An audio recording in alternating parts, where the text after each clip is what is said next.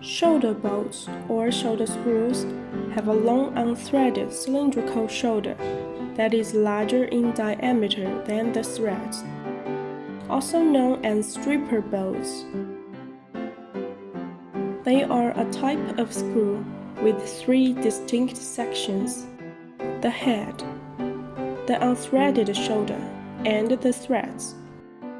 These types of screws consist of integral threads that are present on half or less of the screw shank, and the rest of the shaft is enlarged and smooth to allow the bolted material the ability to rotate or move around the screw axis.